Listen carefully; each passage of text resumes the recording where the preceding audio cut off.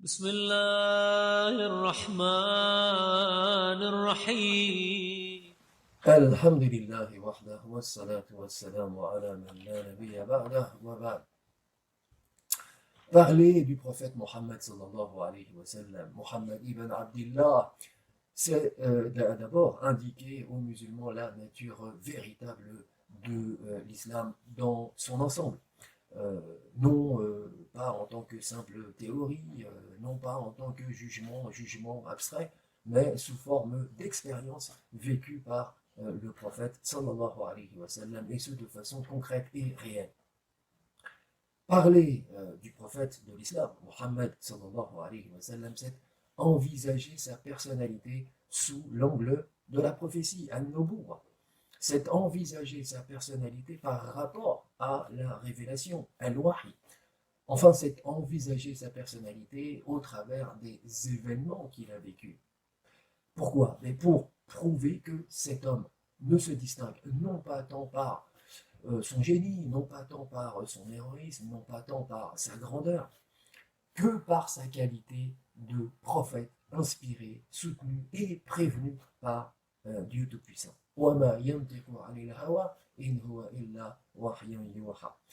Le prophète sallallahu alayhi wa sallam ne parle pas par passion, ne parle pas de son propre prophète, mais quand il parle par révélation.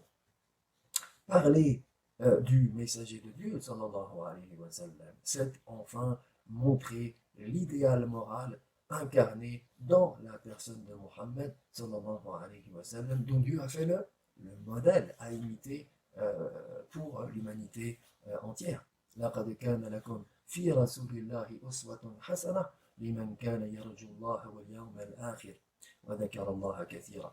Vous avez dans l'envoyé de Dieu un bel exemple pour ceux qui espèrent Dieu et qui espèrent le jour dernier.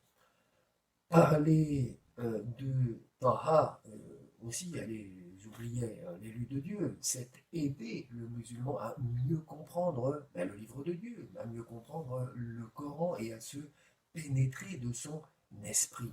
En effet, nombre de versets trouvent leur illustration dans le comportement du prophète sallallahu alayhi wa sallam, et ce face aux événements qu'il a dû affronter. وَمَا آتَاكُمُ الرَّسُولُ فَخُذُوهُ وَمَا نَهَاكُمْ عَنْهُ فَانْتَهُوا.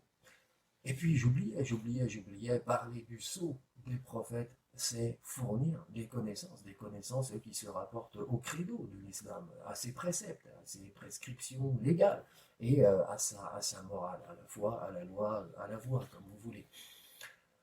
Alors, certains penseurs de l'islam, et c'est là finalement le sujet d'aujourd'hui, certains penseurs de l'islam aiment à souligner l'aspect humain de la vie du prophète sallallahu alayhi wa sallam. Or, par le mot humain, on peut comprendre deux choses. Soit, premièrement, ce mot désigne le caractère de ce qui est humain, ce qui est de nature humaine, et dans ce sens, on parle de l'humanité ou de l'animalité de l'homme. Soit il désigne ce mot le sentiment de bienveillance envers son prochain, le sentiment de compassion pour les malheurs d'autrui. Alors dans ce second sens, on parle d'un homme plein d'humanité, c'est-à-dire qui comprend ses semblables, qui fait le bien. Et je demande, qu'est-ce que les penseurs de l'islam, ces penseurs de l'islam qui nous parlent aujourd'hui à la télévision et autres, enfin la plupart de ces gens, veulent dire quand ils soulignent l'aspect humain de la vie de Mohammed sallallahu alayhi wa sallam? Eh bien, quand ils emploient cette expression, ils entendent par là celui en qui se réalise pleinement la nature humaine. Et ce qu'ils veulent en réalité derrière tout cela, c'est relater les événements de la vie du prophète sallallahu alayhi wa sallam en faisant ressortir essentiellement les caractéristiques humaines, et en faisant abstraction, tant que faire se peut, eh bien, du miracle de la révélation, du miracle de la prophétie, qui constitue pourtant le fond de la personnalité mohammedienne, sallallahu alayhi wa sallam. Et ces penseurs, évidemment, pour prouver la véracité de leurs affirmations, se réfèrent notamment à un certain nombre de se réfère à un certain nombre d'arguments, donc notamment le propos de Dieu suivant dit les signes ne se trouvent qu'auprès de Dieu. Hein. Qul innamal ayatu indallah. Alors, c'est comme ça, quelque part, qu'il souligne l'humanité du prophète sallallahu alayhi wa sallam. Non pas en tant que celui-ci était animé du sentiment de bienveillance envers son prochain, mais dans un autre sens, c'est-à-dire en tant qu'il était doté de qualités humaines rares, telles que l'héroïsme, hein, qu'ils lui reconnaissent, telles que le génie, qu'ils lui reconnaissent encore, telles que la grandeur, mais leur but inavoué étant en réalité de taire d'autres qualités qui sont bien plus importantes chez le prophète sallallahu alayhi wa sallam et essentielles celles-là. Et ces qualités, ce sont les qualités de prophète et d'inspiré, qui sont donc pourtant des caractéristiques fondamentales chez l'envoyé de Dieu sallallahu alayhi wa sallam. Alors quand est-ce que ces penseurs de l'islam ont commencé à suivre ce chemin funeste et ont commencé à expliquer finalement la biographie du prophète sallallahu alayhi wa sallam de cette façon? Et pourquoi est-ce que ces penseurs de l'islam en sont-ils venus à se fourvoyer donc du droit chemin? Mais pour répondre à cette question, il faut retourner 200 ans en arrière. À cette époque, donc il y a 200 ans de cela, dans le monde musulman, ceux des musulmans que le monde moderne venait à peine de séduire par son développement qui était réel, mais dans un sens purement matériel, ces musulmans donc se mirent à croire que l'on devait appliquer à l'islam le même traitement qu'au christianisme. L'Occident s'est libéré de son immobilisme le jour où il a soumis le christianisme aux sciences expérimentales. Qu'à cela ne tienne, il convient donc que le monde musulman suive la même voie et que l'islam soit soumis à son tour à ces mêmes sciences.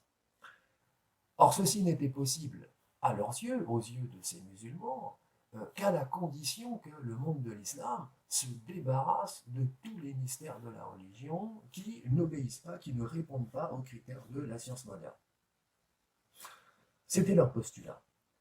Et certains penseurs musulmans, comme Mohammed Abdour, comme Farid Wajdi, comme Hussein Haykal, prônèrent à partir de là le rejet de toutes les doctrines religieuses que la science moderne ne peut ni comprendre ni expérimenter, et ils entreprirent ce que l'on va appeler par la suite la prétendue réforme de la religion, An-Nahda. Et combien de musulmans, malheureusement, hélas, acceptèrent cette façon de voir sans la moindre difficulté. Pour beaucoup de ces gens, et jusqu'à aujourd'hui, hein, malheureusement, pour beaucoup de ces gens, l'affirmation du surnaturel n'a qu'une valeur toute théorique, et ils auraient été, on va dire, fort gênés d'avoir à constater et reconnaître un fait miraculeux. C'est là ce qu'on pourrait appeler un matérialisme pratique, un matérialisme du fait. Et je demande, et je dis, n'est-il pas plus dangereux encore ce matérialisme de fait, ce matérialisme pratique, que le matérialisme avéré, précisément parce que ceux qu'il atteint n'en ont même pas conscience. Bref, le subjectivisme fut pour eux la méthode rêvée pour arriver à leur fin. Jusqu'alors, on expliquait la biographie du prophète sallallahu alayhi wa sallam conformément aux textes hérités des anciens, rapportés des anciens aux générations suivantes. Et à partir de là, eh bien, la chaîne de transmission des informations relatives à la biographie du prophète sallallahu alayhi wa sallam était vérifiable et était positive, était réelle. Avec le subjectivisme, on passe à une autre époque. Cette méthode, donc, était rêvée pour ces musulmans réformistes, était rêvée pour donc arriver à leur fin. Cette méthode, en quoi consiste-t-elle? Elle consiste à expliquer les événements de l'islam et à juger le prophète, sallallahu alayhi wa sallam, ainsi que les personnages, évidemment, qui ont joué un rôle ensuite dans l'histoire de l'islam, à les juger à travers les façons de voir, entre guillemets, et selon les convictions scientifiques, politiques, sociales du moment. Alors, en s'appuyant sur cette méthode, ces penseurs de l'islam du 19e siècle évitèrent à partir de là et désormais de relater les événements de la vie du prophète sallallahu alayhi wa sallam qui les gênaient, qui n'étaient pas proprement humains, ceux qui sortaient de l'ordinaire, ceux qui relevaient des miracles. Et ils se mirent à vanter à partir de là l'humanité du prophète. Mais l'humanité du prophète, cette fois-ci, en tant que cette humanité, elle est représentée par les qualités de génie, de grandeur, d'héroïsme, etc. Autant de qualités, soit dit en passant, qui peuvent être attribuées finalement à n'importe qui, à n'importe quel être humain, pourvu qu'il soit allé un peu favorisé par la nature. Quelle différence à partir de là entre Mohammed sallallahu alayhi wa sallam et les autres grands hommes de l'histoire qui n'ont rien à voir avec la prophétie. Alors, essayons, si vous le voulez bien, de dégager la vérité dans tout cela.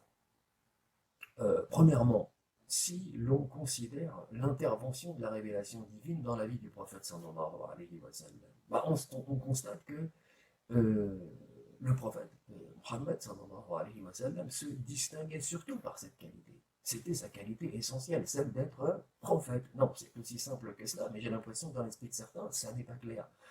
Or, la prophétie dépasse le caractère humain de Mohammed sallallahu alayhi wa sallam. La prophétie dépasse l'entendement humain.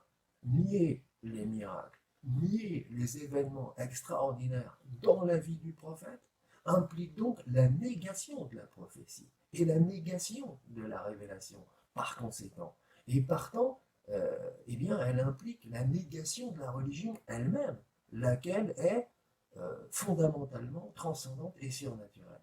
Deuxièmement, et d'autre part, en examinant la vie du prophète, sallallahu alayhi wa sallam, et les événements qui se sont déroulés durant sa vie, on remarque que Dieu a accompli par l'intermédiaire de son prophète un grand nombre de miracles que nous ne pouvons qu'accepter à partir du moment où nous nous disons musulmans et nous considérons que le Coran est bel et bien le livre de Dieu.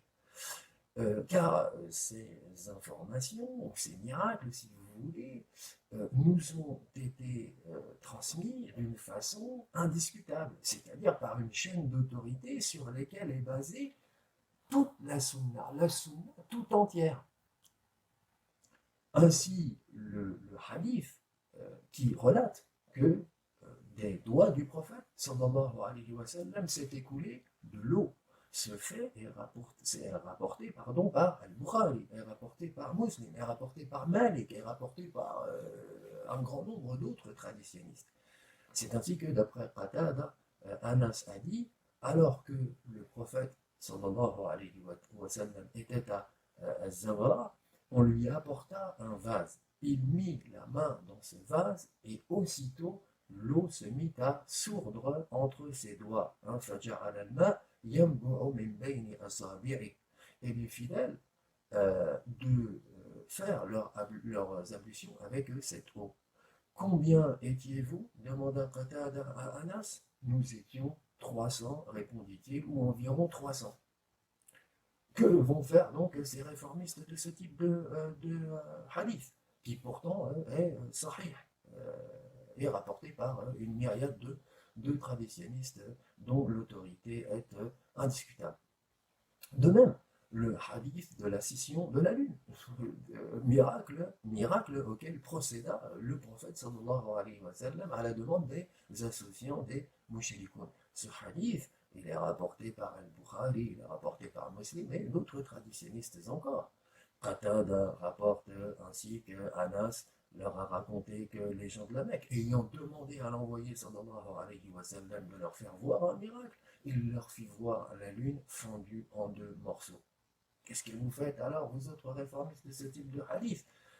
De même, le hadith du voyage nocturne et de l'ascension est fermement établi. Tous les musulmans s'accordent pour affirmer que ce miracle est un des plus importants que le prophète sallallahu alayhi wa sallam ait accompli dans sa vie.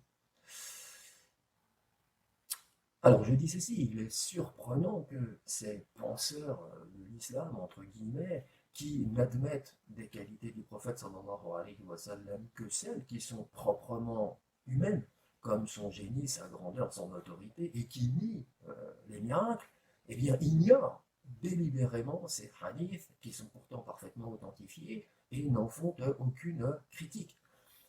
Il est évident, en fait, qu'ils veulent euh, passer outre l'étude de ces hadiths, parce que ces hadiths contredisent clairement leur théorie. Sachant que cette catégorie de personnes ne se rend pas compte qu'en supprimant de l'islam tout ce qui est finalement révélé, tout ce qui est supra-humain, tout ce qui est transcendant, eh bien, en faisant ça, en supprimant de l'islam tout cela, on le prive de l'essentiel de ce qui fait son fond, de ce qui fait son essence, de ce qui fait son âme. Et on y ajoute ce qui le défigure, ce qui le détruit dans son ensemble. Car la révélation de l'islam, et ce sera là mon dernier mot, source de l'islam, constitue en elle-même un miracle par excellence. Celui qui rejette tout événement de la vie du prophète sallallahu alayhi wa sallam, qui sort de l'usage ordinaire sous prétexte qu'il ne répond pas aux critères de la science moderne, devrait rejeter dans ces cas-là les mêmes arguments,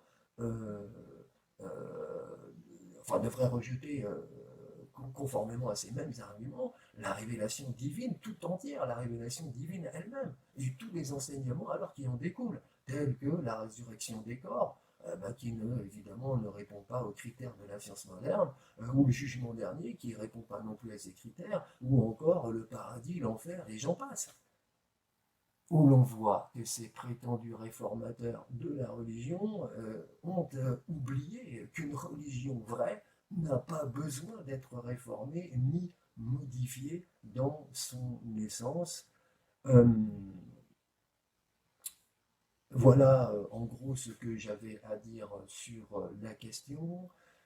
Je ne tarde pas plus et je vous souhaite un excellent vendredi. Nous aurons l'occasion de revenir sur l'humanité du prophète sallallahu alayhi wa sallam en tant que cette fois-ci elle désigne en lui eh bien, la nature humaine, mais cette fois-ci sous forme de dons, sous forme de générosité. Tout cela, nous le verrons la semaine prochaine, si vous le voulez bien. Wa sallallahu ala sayyidina Muhammad wa ala alihi wa sahbihi wa sallam.